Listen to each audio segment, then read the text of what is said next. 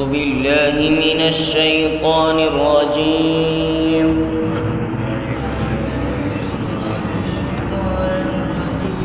بسم الله الرحمن الرحيم.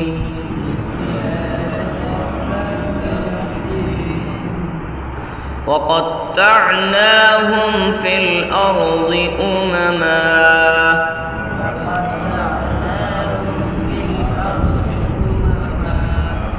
منهم الصالحون ومنهم دون ذلك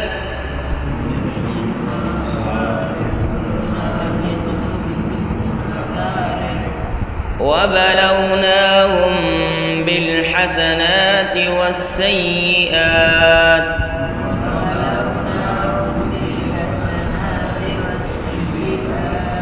لعلهم يرجعون. سامعین محترم، اللہ رب العالمین بنو اسرائیل کا ذکر کر رہے ہیں کہ اللہ تعالیٰ فرماتے ہیں کہ وَقَطَّعْنَاهُمْ، اور واو کا معنی اور قطعناہم، ہم نے کاٹ دیا ان کو فی الارض، زمین میں، اماماً، امتوں کی صورت میں. یعنی اللہ رب العالمین ہمیں یہ بتانا چاہتے ہیں کہ وَقَطَّعْنَاهُمْ فِي الْأَرْضِ أُمَمًا، ہم نے انہیں مختلف جماعتوں اور ٹکڑوں کے اندر تقسیم کر دیا. کہ بنو اسرائیل آپ نے دیکھا ہوگا ہر طرف یہ پھیلے ہوئے ہیں، تھوڑے تھوڑے لوگ ہر جگہ رہ رہے ہیں پوری دنیا کے اندر.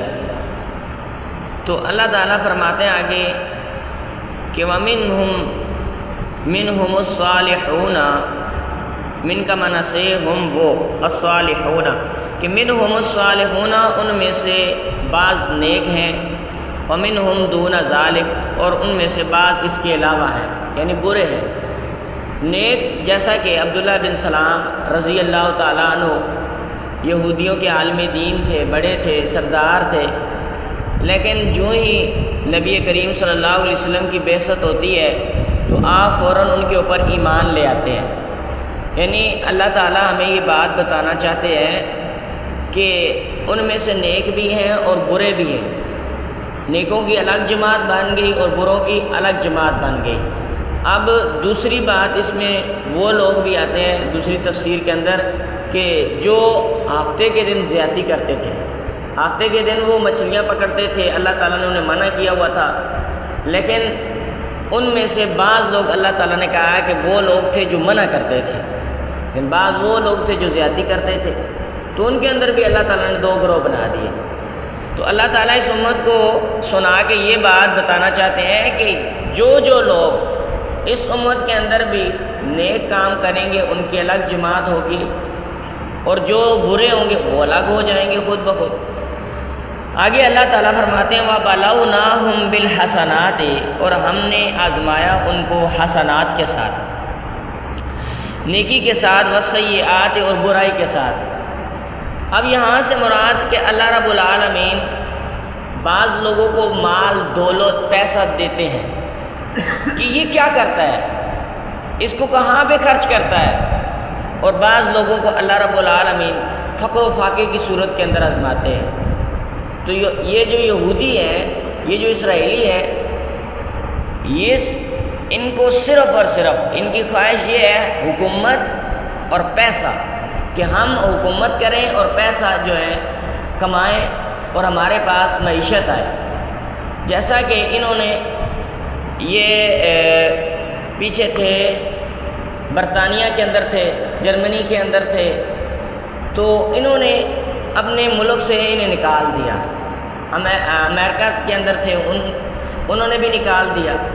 لیکن آج کے اس دور کے اندر جو یہ اس فلسطین کے اوپر ظلم کر رہے ہیں، یہ ان کے ساتھ فلسطین کے خلاف جو یہ مدد، فلسطین کے اوپر ظلم کر رہے ہیں، یہ امریکہ کی ان کے ساتھ مدد ہے، اور جرمنی کی نہیں، اور برطانیہ کی.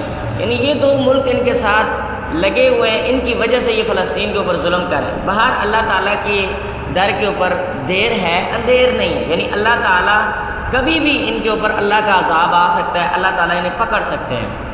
دوسری بات کہ اللہ تعالیٰ فرماتے ہیں لعلہم یرجعون، کہ تاکہ یہ لوٹ آئیں، کہ میں کبھی انہیں پیسہ دیتا ہوں، یعنی یہ واقعات اللہ تعالیٰ اس لیے سناتے ہیں کہ یہ دور واقعات اس امت کے اوپر بھی آنے ہیں۔ کہ آپ نے دیکھا ہوگا اس امت کے اندر کتنے لوگوں کے پاس پیسہ ہی پیسہ ہوتا ہے، تو کبھی کبھار اللہ تعالیٰ اس پیسے کو لے لیتے ہیں، فقر و فاقہ آ جاتا ہے۔ یعنی اللہ تعالیٰ نے ہر دور کے اندر ہر امت کو یہ آزمایا ہے، کسی کو پیسہ دے کے آزمایا ہے، کسی سے پیسہ لے کے آزمایا ہے، کہ شاید اگر ہمیں آسانیاں ہی آسانیاں ملتی تو ہمیں کیا پتہ ہوتا کہ ایک رب بھی ہے، ایک مالک بھی ہے، خالق بھی ہے، جو پیدا کرتا ہے، جو رزق دیتا ہے، جو رزق لیتا ہے۔ تو بہر شاہ عبد القادر جیلانی رحمۃ اللہ علیہ اپنی تفسیر الموضوع کے اندر یہ بات لکھتے ہیں کہ یہ یہودی بڑے خواہش مند ہوتے ہیں دولت کے اندر، کہ کہتے ہیں ہماری یہ دولت بس آ جائے، باقی یہ دولت کے ناطے ہر کچھ یہ حدود کو پامال کر دیتے ہیں۔ لیکن اللہ تعالیٰ نے انہیں ذلیل و خوار کیا، ہر ملک کے اندر یہ ٹکڑوں کی صورت کے اندر رہ رہے ہیں، تو ہر ملک کے اندر یہ جاسوسی کر رہے ہیں اور دیگر یہ تعصبانہ کام کر رہے ہیں، تو ہر لوگ انہیں جو دیکھ رہے ہیں تعصب کی نگاہ سے، حقارانہ نظر کے اندر دیکھ رہے ہیں۔ تو بہر اللہ رب العالمین فرماتے ہیں میں جو مصائب جب میری طرف سے کوئی آتے ہیں ان کا مقصد ایک ہی ہوتا ہے کہ یہ بندہ قرآن و حدیث کے خلاف جا رہا ہے تو میری طرف آ جائے۔ تو بعض لوگ قرآن و سنت کے اوپر بھی چل رہے ہوتے ہیں، ان کے اوپر بھی مصیبت آتی ہے، تو اللہ تعالیٰ کہتے ہیں میں مصیبت اس لیے بھیجتا ہوں تاکہ میری یاد کے اندر بندہ آ جائے، تاکہ مجھے یاد کرے، تاکہ اسے میری پہچان ہو جائے۔